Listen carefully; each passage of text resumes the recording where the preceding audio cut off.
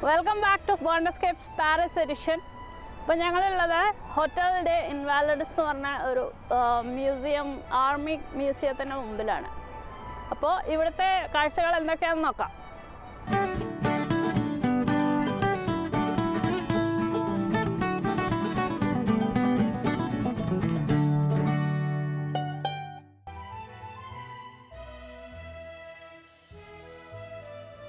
ദൂരെ കാണുന്നത് hotel day Invalides.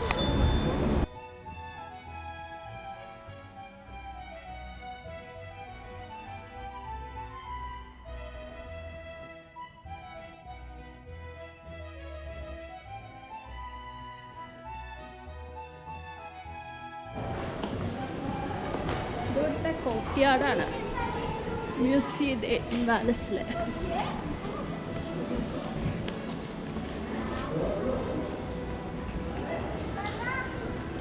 അപ്പോൾ ഈ ഹോട്ടൽ ഡേ ഇൻവാലിഡ്സ് ഒരു വലിയ കോംപ്ലക്സാണ്, കളക്ഷൻ ഓഫ് ബിൽഡിങ്സ്. അതിൽ മെയിനായിട്ട് 3 മ്യൂസിയംസാണ് ഫങ്ഷൻ ചെയ്യണത്. പിന്നെ ഇതിൽ 15 കോർട്ട്യാർഡ് ഉണ്ട്. അതെ, ഒരു ഒരു ഒരു പള്ളി കണ്ടു. പിന്നെ ഓഫ് കോഴ്സ് ഡോമുണ്ട്, നെപ്പോളിയൻ്റെ ടൂമ്പുള്ള. അതെ, അപ്പോൾ കുറേ വലിയൊരു സ്ഥലമാണ്, മാസീവ് ഏരിയയാണ്.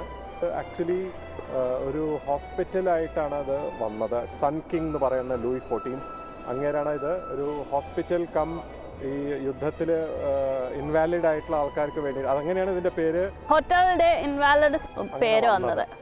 കാരണം വികലാംഗരായിട്ടുള്ള ആൾക്കാർക്ക് വേണ്ടി അദ്ദേഹം പണിതതാണ്. വാർ വെറ്ററൻസിന് താമസിക്കാൻ എത്രയോ 4000 ആൾക്കാർ ഇവിടെ താമസിച്ചിരുന്നു എന്നാണ് പറയണത്. 1700s ആ കാലഘട്ടത്തിൽ വയ്യാത്തവർക്ക്. അപ്പോൾ ഇതൊരു മിലിറ്ററി ഏരിയ ആണ്. അപ്പോൾ മിലിറ്ററി ബന്ധപ്പെട്ട പല സാധനങ്ങളും ചരിത്രത്തിൽ ഫ്രാൻസ് ഹിസ്റ്ററിയും വേൾഡ് ഹിസ്റ്ററിയും നടന്ന പല സ്ഥലമാണ് ഇത്. ഓഫ് കോഴ്സ് നെപ്പോളിയനായിട്ട് കുറേ ബന്ധമുണ്ട് ഈ സ്ഥലത്തിന്. പിന്നെ അത് മെല്ലെ മെല്ലെ അത് ഈ വാറും ഹോസ്പിറ്റലൊക്കെ അങ്ങനത്തെ ഇല്ലാത്ത ഇതായപ്പോൾ അത് പിന്നെ ഒരു മ്യൂസിയമായി മാറി. ഇന്നിപ്പോൾ ഫ്രാൻസ് ആർമിയും അതിൻ്റെ കുറേ ചരിത്രമായിട്ടുള്ള കുറേ സാധനങ്ങളാണ് ഇവിടെ ഈ പല മ്യൂസിയത്തിലായിട്ട് ഇവിടെ പ്രദർശിപ്പിക്കുന്നത്. അപ്പോൾ അത് കാണാനും രസമുണ്ട് അതിൻ്റെ ഒരു ഹിസ്റ്ററി. അതെ, ഒരു ആർമി പറയുമ്പോൾ വേറെ ഒരു പെർസ്പെക്റ്റീവാണ് സാധാരണ മ്യൂസിയത്തിൽ നിന്ന്. അതാണ് ഒരു പ്രത്യേകത എനിക്ക് തോന്നിയത്. അപ്പോൾ നമുക്ക് നോക്കാം ഇനി വേറെ എന്തൊക്കെയുള്ളതെന്ന്. ഇവിടുത്തെ കാഴ്ചകളൊന്ന് ഡീറ്റെയിൽ ആയിട്ട് കാണാം നമുക്ക്. ഭയങ്കര വലിയൊരു മ്യൂസിയം കേട്ടോ അത്. കുറേ കോംപ്ലക്സുകളുടെ ഒരു കൂട്ടമാണത്. ഇപ്പോൾ ആക്ച്വലി 3 മ്യൂസിയംസ് ഉണ്ട്. Museum of French army, then Museum of Contemporary French History and Museum of Models. അപ്പോൾ അതൊക്കെ കൂടിയതാണ് ഈ ഹോൾ കോംപ്ലക്സ്. ഇവിടെ ഒരു ടാങ്കിൻ്റെ മോഡൽ കാണാനുണ്ട്. ആർമി മ്യൂസിയമാണിത്.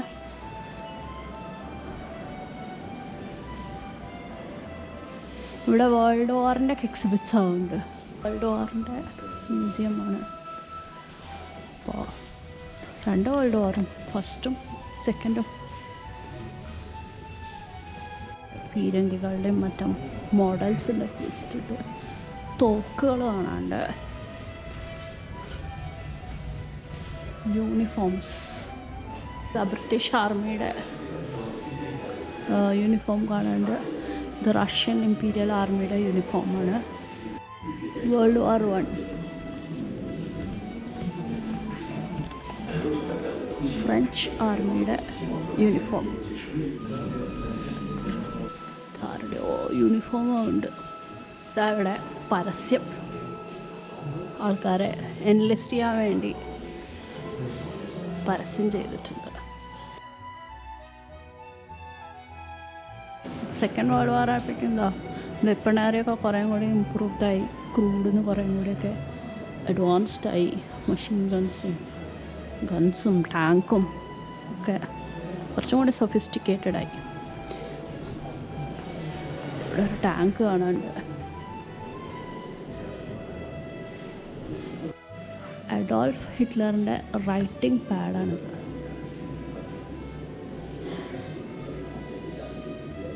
ഇത് ലുഫ്വാഫയുടെ ജനറലിൻ്റെ സ്വാഡാണ്.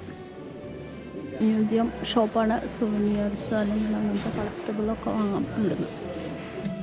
വിശദമായിട്ട് വായിച്ചു പോവാന്ന് വെച്ചാൽ ഇവിടുത്തെ ഈ എക്സിബിഷനിൽ തന്നെ നമുക്കൊരു 1-2 മണിക്കൂറിനുള്ള ഭാഗമുണ്ട്. അത്രയും എക്സ്പ്ലനേറ്ററിയാണ്.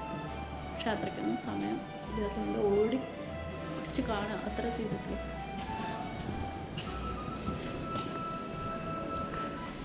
കോർട്ട്യാർഡ്, വാവ്.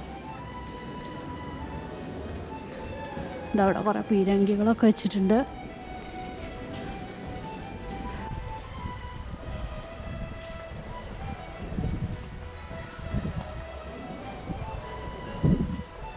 പഴയ ഒരു നാലുകെട്ടിലൊക്കെ നടത്തുന്ന ഒരു ഫീലാണ്.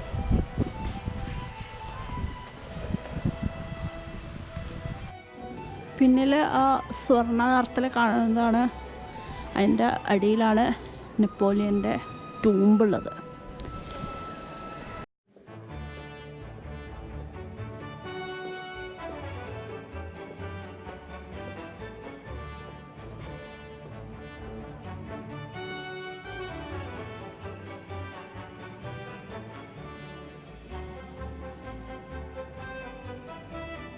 നമ്മൾ കാണാൻ പോണത് നെപ്പോളിയൻ ബോണപ്പാർട്ടിൻ്റെ ടൂം.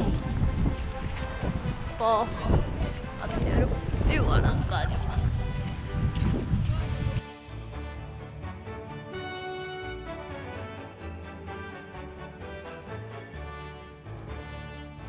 ഒരു ഗ്രാൻഡ്യോറാണ് ഇവിടെ വന്ന് തോന്നുന്നത്. ആ മാർബിളും ആർട്ട് വർക്കും ഒക്കെ കൂടി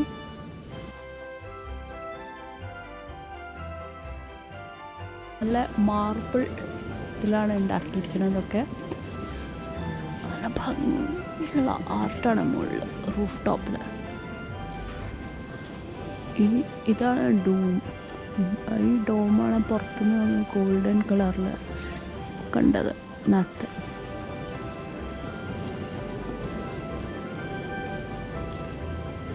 ഇതാ അവിടെ ഒരു മോഡൽ ഉണ്ടാക്കി വെച്ചിട്ടുണ്ട് ടൂമ്പിൻ്റെ.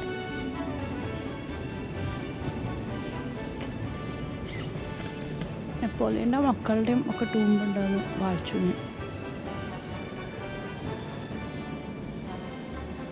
മാർബിൾ സ്ട്രക്ചറാണൊക്കെ. ഇതിൻ്റെ സീലിങ്ങിലും അതെ കുറേ ആർട്ട് വർക്കുകളാണ്. മരണത്തിന് ശേഷം മോക്ഷം കിട്ടുന്ന സീൻസാണ് തോന്നുന്നു, ദൈവത്തിൻ്റെ അടുത്തേക്ക് പോകുന്നത്. ഈവൻ തറയിലും ധാരാളം ഇതുപോലത്തെ ആർട്ട് വർക്ക് കാണാനുണ്ട്, ഭംഗിയുള്ള.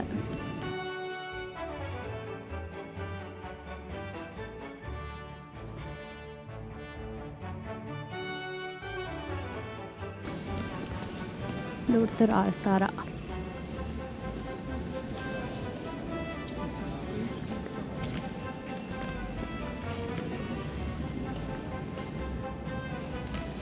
ഇവിടെ ഓഡിയോ ഗൈഡ്സ് അങ്ങനത്തെ കുറേ സംഭവങ്ങളൊക്കെ ഉണ്ട് കേട്ടോ. പോരാത്തതിന് അതുപോലത്തെ ഇൻറ്ററാക്റ്റീവ് കിയോസ്കുകളുണ്ട് നമുക്ക് വിവരങ്ങളൊക്കെ അറിയാൻ വേണ്ടിയിട്ട്. അപ്പോൾ അതും യൂസ് ചെയ്യാം. താഴത്ത് നെപ്പോളിയൻ്റെ ടൂമ്പ് ഇരിക്കുന്ന സ്ഥലത്തേക്ക് പോവാണ് ഇപ്പോൾ നമ്മൾ.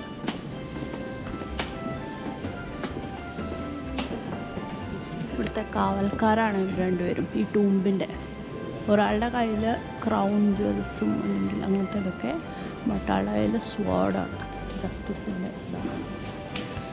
ഇതവിടെ ഒരു ഈഗിൾ.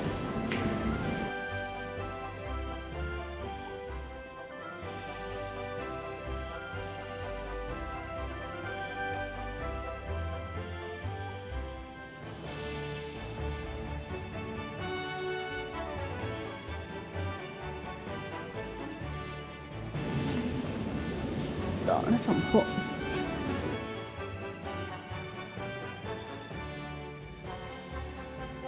ഇവിടെയൊക്കെ കുറേ ഇതുപോലെ മാർബിളിൽ കൊത്തുപണികൾ ചെയ്ത് വെച്ചിട്ടുണ്ട്.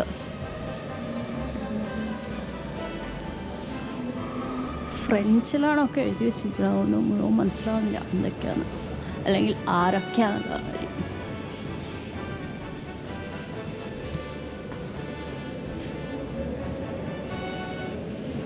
ഇൻഡസ്ട്രി കോമേഴ്സ് എന്നൊക്കെ പറഞ്ഞിട്ട് കോഡ് എന്തൊക്കെയോ കാണാനുണ്ട്. രാജാവിൻ്റെ എന്തെങ്കിലും എഡിറ്റ്സൊക്കെ ആയിരിക്കും, അറിയില്ല.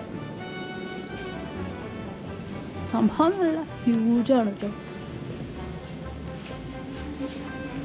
അതിൻ്റെ ഉള്ളിലും അവിടെ ഇതുപോലെ കുറേ ശില്പങ്ങളുണ്ട്, മാർബിളിൽ തീർത്ത കാവൽ മാലാഖകളെ മാതിരി.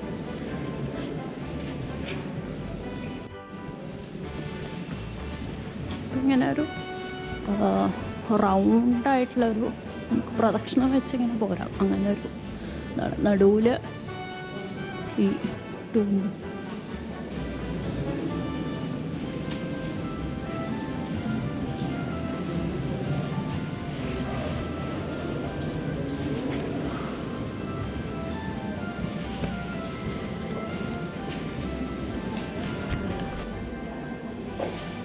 നെപ്പോളിയൻ്റെ ഒരു പ്രതിമ ഉണ്ടാക്കി വെച്ചിട്ടുണ്ട്.